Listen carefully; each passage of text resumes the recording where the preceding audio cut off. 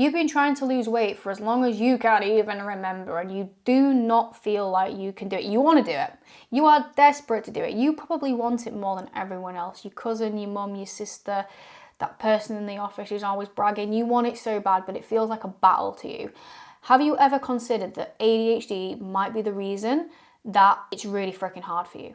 Maybe you have, maybe you haven't, but what I want to give you in this video is some validation that you are not lazy, you are not useless, and explain to you why weight loss, even though you want it, even though you understand eat less, move more, it's not that hard, why it's felt so hard for you. And that is what I'm going to give you in today's video. But all I ask in return is just one tiny ask, is you make sure you hit like, and if you are new, subscribe. It just helps me to make more videos. You know, I don't get paid for these videos. I do them off the cuff on a weekend in my own time because I really want to help you guys out. So that's all I ask in return.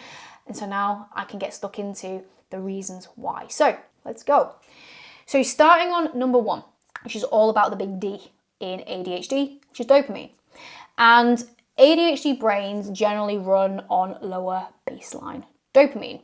And dopamine is a chemical that regulates motivation. It supports us in focus, reward, and taking action on things. And food, especially things like sugar, ultra-processed, high-fat, very delicious, tasty foods, can give you a very quick hit of dopamine. It's one of the fastest ways that we can get dopamine into our system. So when we are bored, when we are overstimulated, when we are flat, when we are tired, what we need to remember is our brain isn't just craving, in fact, it's very rarely actually craving the food at all.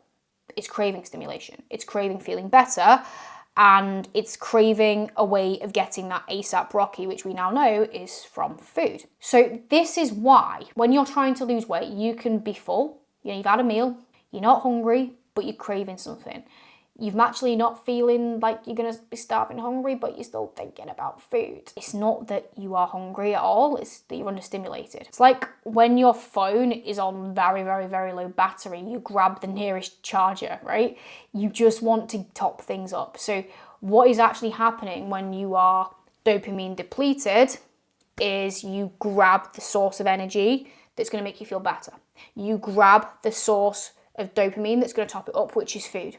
So if you find that you're not actually that hungry, but you're still overeating and you don't know why, and you're thinking about food and you don't know why, it's probably because your dopamine levels are not managed enough.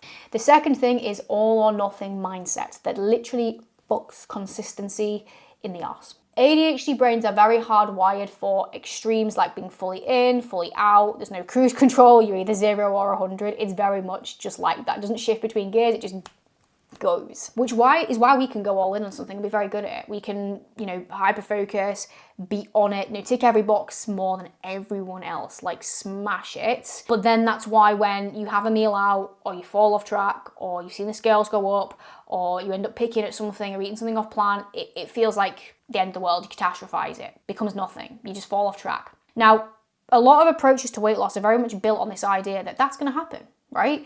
You might have a bad day and you just crack on. You might have miss a gym session and you just crack on, which logically, in your brain, you're probably thinking, well, yeah, that would make sense. So why is it that I don't? Because neurodivergent brains, they do generally work in extremes. They very much are perfectionists. They generally very much catastrophize. They spiral. And then obviously what happens is you then start to make the conclusion that it's a you problem, that you don't have willpower, that you're all in or you're all out and you're this kind of person. But we actually know that this is cognitively harder for ADHD brains to almost switch gears, to task switch.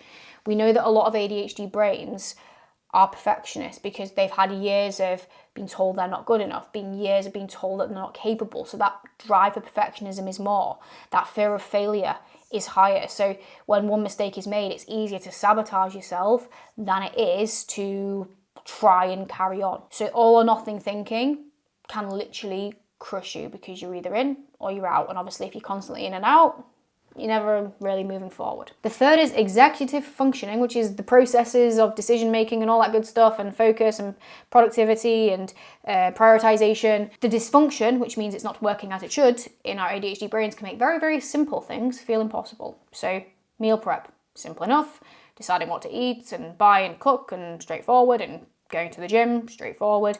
However, with an ADHD brain, executive functioning, you know, planning, initiating, following through, these can feel very hard, which means the executive dysfunction can derail the whole thing. So you can be stood in the supermarket or in the fridge just literally staring at food like, I don't know what to have. I don't know what to have. You know, you could know that you want to go to the gym, but the thought of like going is really, really hard. And it can make you feel quite lazy or greedy because you then just go, oh, I'm just having a chocolate bar, or I'm not going to go to the gym. But it's the decision making, it's the steps to follow. It genuinely can feel really hard for an ADHD brain to take action. Like the intent is there, but the action is hard. Like it's just not cooperating. The brain is just not cooperating. And ADHD brains struggle with planning and prioritization and decision making. So it can be really hard to be like, right, well, what foods are going to be better for me on my journey and which ones do I have, which then means you end up having nothing or going to default mode. Anything that requires like multiple steps and multiple decisions can be hard. So if you wake up and you haven't decided what gym outfit you're going to wear and what you're going to go do at the gym, like then that can feel really, really, really, really hard. And it's, you know, something like that, you're like, well, it's so simple to decide what to eat, or it's so simple to get my ass up and go to the gym, thus I just must be lazy or greedy. But actually what's going on is if your brain's kind of malfunctioning a little bit, that's the way to think about it. It can't properly run. So it's almost like when your phone's running really slow and it's malfunctioning, that's kind of what's happening. You know, your brain isn't able to catch up and do it, so then you just make default decision, an easy decision, so don't go to the gym or just eat the chocolate bar for my lunch. The fourth thing is emotional eating. A lot of the reasons ADHD is overeat, and if you reflect on why you're overeating, it's probably not because you're starving hungry most of the time. It's probably because of emotional reasons, right? Boredom, anxiety, stress, and a lot of it is linked to rejection sensitivity dysphoria. That's a wonderful thing that we get with ADHD. It is just gorgeous, it's amazing, no sarcasm, it's awful. If you don't know what this is, go and watch if you're not really sure what it is, I've done a few videos about it, so you can go and check that out. But in short, it's this idea that ADHD brains feel rejection and emotional pain a lot more intensely and a lot more quickly, like faster, harder. It's gross. You know, lots of very small things can be very triggering for us. And of course, those little things can feel really intense. So what do? We try and regulate with food. But it's also very specific on a weight loss journey that we do not want to feel like we failed. So maybe, you know, you're doing it with your friends or you're in a slimming group and you've gained weight. That rejection sensitivity or feeling like a failure kicks in. We can turn to food for comfort. We can just tap out because that emotional intensity is so hard. So not only can we use it as comfort for rejection sensitivity and the emotional swings in just our day-to-day life, you know, you get that text from a friend, you know, all your friends have gone out and haven't invited you, things that, you know, you should be able to brush off, but it feels so intense and so painful that you turn to food to comfort. It could also be rejection sensitivity on the weight loss journey as well. And the fifth and final thing is very much linked to the executive functioning, which is all about like not eating regularly. So you might not be eating regularly out of conscious restriction, but a lot of it is unconscious. So if you're on ADHD meds, you might not be that hungry during the day, so you're just having little picky bits, and then you get to the end of the day and you're fucking starving, so then you're binging. It might be that you hyper-focus on just your work and your day and you're rushing around, taking everything off, and then it gets to 6, 7 p.m. and then you're binging. That used to be me. I was like, oh, well, it doesn't really matter that I'm not really eating and I'm just living off coffee and a couple of Belvita biscuits when I was at uni because I'm trying to lose weight, so it's great.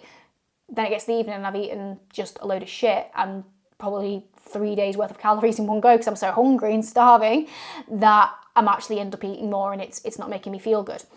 Another reason that this cycle can make you feel really bad as well is that if you are restricting and not eating enough during the day, not only is the hunger going to be bad in the evening, your mood's going to be less. Because if you're not eating regularly, your blood sugars are going to be low, your energy is going to be low, and that makes you feel like shit. So then on top of that, not only are you physically starving, you're emotionally starving too. You're going to want dopamine, you're going to want energy, so that's increasing the risk of binging again. So I hope this video has given you a lot of comfort and validation that actually, if you are struggling with weight loss, it's not because you are this lazy human being, it's actually very much ADHD. And there's so many logical reasons why, and I will, you know, and I do in my content go into these reasons in a lot more detail. So I do make sure that you are following me on the social media, the Instagram, the TikTok. But if you have watched this and you're like, actually, I really want some personalized strategies on this. I know this is my struggles and I want someone who gets it. And now this is obviously what I do in my bespoke one-to-one coaching, someone who understands it, someone who gets the strategies and systems. So what I will do is if you are interested in that, I'd love to have a conversation with you. I will leave the link to apply to my coaching one one-to-one spaces in the description. And obviously, if this video has resonated and you would like to learn more, just go and binge watch. If you're on YouTube, the channel, and if you're on Spotify, the Spotify, because there is so much more to help you out on the journey. So there's 2 pathways for support. Obviously, you can go and watch those, and if you want more one-to-one support, that is there.